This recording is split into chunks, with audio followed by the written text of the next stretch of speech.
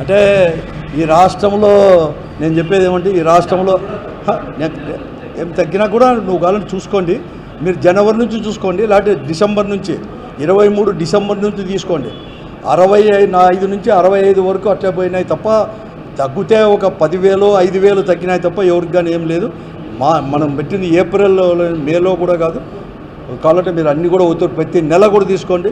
అనంతపురది కూడా తీసుకోండి, కావాలంటే అన్ని దగ్గర తీసుకోండి. నేను అన్నీ చూసినాను, రాష్ట్రం అంతా కూడా చూసినాను, ఏ నెల ఎన్ని ఇచ్చినారు ఎక్కడ కానీ తగ్గలేదు. ఒకటే వారి 3 లక్షల మంది చనిపోయినారంటే ఇప్పటికి కూడా ఇంకోటి కూడా చెప్తున్నాడు. ఈరోజు కూడా నేను జూన్ 12వ తేదీ ఎవరైతే పెన్షన్ వస్తా ఉండే భర్తకు వస్తూ ఉండి చనిపోతే వెంటనే ట్రాన్స్ఫర్ చేస్తూ ఉంటారు. అదే మొదటి నుంచి కూడా ఉండేది ఆ చట్టం, ఇప్పుడే కాదు, మొదట ఉన్నప్పటి నుంచి ఉండేది. అది రాజశేఖర రెడ్డి గారు ఉన్నప్పుడు కూడా ఉండేది. వెంటనే ఇమీడియట్గా ఇంట్లోనే అదే ఇంట్లో భార్యకు ఉంటే ట్రాన్స్ఫర్ చేయడం, అటువంటిదే 70,000 ఉన్నాయని చెప్పి అంటాడు. 70,000 72,000 అంటాడు, మిగతాది ఏం లేదు. ఈరోజు ఇంకా చనిపోయినట్టు కూడా ఈ 3-4 నెలల్లో భర్తను కోల్పోయిన వారికి కూడా, దురదృష్టం కొద్దీ భర్తను కోల్పోయిన వారికి కూడా వారి గురించి మాత్రం మాట్లాడలేదు. ఏదో 12వ తేదీ మేము ఒక కార్యక్రమం చేయాలని చెప్పిన దాంట్లో చేస్తున్నాడు తప్ప మరొకటి ఏం కాదు. ఈరోజు కూడా కాదు. అసలు అంతెందుకు, ఇప్పుడు ఎందుకు మేలో ఇస్తానని చెప్పాడు, తల్లికి వందనం వెంటనే సెంట్రల్ గవర్నమెంట్ ఎప్పుడు ఇస్తానంటే అప్పుడు అన్నదాత సుఖీభావ ఇచ్చేస్తాడు. 20,000 నుంచి 14,000 అన్నాడు. మళ్ళీ వచ్చి నేను కూడా 3 విడతల్లో ఇస్తాడు. ఈరోజు మాట్లాడలేదు ఆ విషయంలో. మే వెళ్ళిపోయా, జూన్ కూడా ఇంకా వెళ్ళిపోతుంది, జూన్ కూడా మొదలవుతుంది, ఇంకా జూన్లో కూడా ఇచ్చేటట్టు లేరు. అప్పుడే ఆడే తెలుస్తుంది కదా, ఒక్కటి కాకపోతే ఒక్కటి. అంతెందుకు 50 సంవత్సరాలకే పెన్షన్ అన్నాడు. 50 సంవత్సరాలకే ఎస్సీ ఎస్టీ బీసీ మైనారిటీ వర్గ మహిళలకంతా కూడా పెన్షన్ అన్నాడు. నిరుద్యోగులకంతా కూడా 18 సంవత్సరాలు నిన్న వారందరికీ కూడా 1,500 అన్నాడు నెలదా. అది వదిలేసేసి 3,000 అన్నాడు, అది వదిలేండి. ఇది ఏమేమి చెప్పండి, పెన్షన్ ఏమేమి చెప్పండి 50 సంవత్సరాలకు. ఆ రోజు మేము 45 సంవత్సరాలు వారందరికీ కూడా ఎస్సీ ఎస్టీ బీసీ మైనారిటీ వర్గాల అందరికీ కూడా ప్రతి సంవత్సరం కూడా 18,750 రూపాయలు మేము ఇస్తా అంటే, ప్రతి సంవత్సరం ఇస్తా అంటే దాన్ని తీసేసి దాని బదులు 50 సంవత్సరాలకు ఉన్న మహిళలు, ప్రతి మహిళలకు కూడా ఈ కేటగిరీలో ఉన్న మహిళలకంతా కూడా పెన్షన్ ఇస్తా అన్నాడు. దాన్ని ఊసేయలేదు పొద్దు. దాని గురించి ఏం చెప్పాలి కదా ఇంతవరకు మహానాడులో. కాబట్టి ఎందుకు చెప్తున్నా అంటే పాపం కార్యకర్తలు ఈరోజు ఫేస్ చేస్తున్నారు.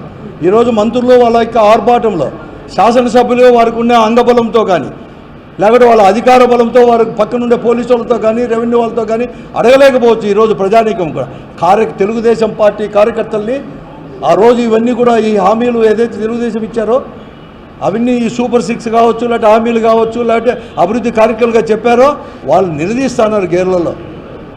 తెలుగుదేశం వాళ్ళే మాతో చెప్తున్నారు. వారు ఏం చెప్పాలనేది మాత్రం చెప్పలేదు. ఈరోజు చంద్రబాబు నాయుడు కనీసం వారు సెలవులే. వారికి సెలవు ఇచ్చిందల్లా ఏమంటే జగన్మోహన్ రెడ్డి గారిని విమర్శించడం, లేకపోతే అతని కుటుంబాన్ని విమర్శించడం, ఒక ఆర్టిఫిషియల్ ఇంటెలిజెన్స్ ద్వారా ఎన్టీ రామారావు తిట్టినేటి మర్చిపోయింటారేమో అని చెప్పేసి వాళ్ళని పొగిడించుకోవడం, తండ్రి కొడుకుల్ని తప్ప మరొకటి ఏం చేశాడు అని చెప్పినట్టు. కార్యకర్తలు ఎలా ఫేస్ చేస్తారని లేదు. ఏమంటే మీకు నాయకుడు వచ్చి భవిష్యత్తు నాయకుడు మరో వచ్చే 40 సంవత్సరాలు, నేను 40 సంవత్సరాలు ఉన్నాను, రాబోయే 40 సంవత్సరాలు మీకు వచ్చేసి లోకేష్ అని చెప్పి ఎస్టాబ్లిష్ చేసింది తప్ప, తెలుగు వాళ్ళు కార్యకర్తలకు చెప్పింది తప్ప మరొకటి ఏమైనా ఉందా అని అడుగుతాను. చెప్పండి ఎవరైనా కానీ.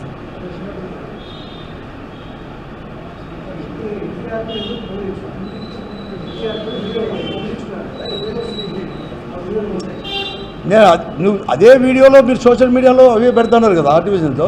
అంటే మర్చిపోవాలని చెప్పి ఎన్టీ రామారావు అంతా కూడా ఎన్టీ రామారావు వారసులు కొడుకులు కాదు, లేకుంటే ఆ జూనియర్ ఎన్టీఆర్ కాదనో, లేకుంటే ఎవరైనా మళ్ళీ ఎవరో అతను వియంకుడే బాలకృష్ణనో, లేకుంటే హరికృష్ణకు వేరే కొడుకులో వాళ్ళు ఎవరైనా వస్తారేమో అని, లేకుంటే మళ్ళీ కూడా పురంధేశ్వర్ కూడా బీజేపీలో ఉంది, మళ్ళీ ఆయన కూడా మళ్ళీ ఏమన్నా వస్తుందేమో అని కాదు. వాళ్ళిద్దరికే అంటే ఆయన కూడా చెప్పేది కూడా మిగతా బిడ్డలు లేరు, కొడుకులు లేరు, మనవాళ్ళు లేరు, మనవల్లారు లేరు, కేవలం ఒకే అల్లుడు ఒకే మనవడు. వాళ్ళిద్దరిని మాత్రం అతను పైలోకంలోంచి ఈ రూపంలో బొమ్మ రూపంలో వచ్చి ఆయన మాట్లాడినట్టు సిగ్గులేదు. దాన్ని మూసిపెట్టేకి ఏమన్నా ఓడో ఇద్దరు ఏమన్నా అడుగుతారేమో అని అడుగుతా ఉంటే దాన్ని చెప్పలేదు. బతికున్నప్పుడు అసలు ఎన్టీ రామారావు గారిని సస్పెండ్ చేసింది ఎవరు? వెంటనే ముఖ్యమంత్రి అయితేనే చెప్పులు వేసేదే కాకుండా దించడమే కాకుండా ముఖ్యమంత్రిగా వెంటనే సస్పెండ్ చేసింది ఎన్టీ రామారావు వాళ్ళే. ఎప్పుడు మళ్ళీ పార్టీలో చేర్చుకున్నారో చెప్పండి. అతను బతికుండే కానీ ఎప్పుడు పార్టీలో చేర్చుకున్నారో చెప్తే చాలు. ఎన్టీ రామారావు చనిపోయేంత వరకు ఆయనే ఓ పార్టీ పెట్టుకున్నాడు, ఎన్టీఆర్ తెలుగుదేశం అని చెప్పేసి. అదన్నా చెప్తే కనీసం తండ్రి కొడుకులు లేకపోతే పెద్ద వాళ్ళంతా మాట్లాడినారు కదా, వాళ్ళంతా కూడా వాళ్ళు చెప్తే చాలు.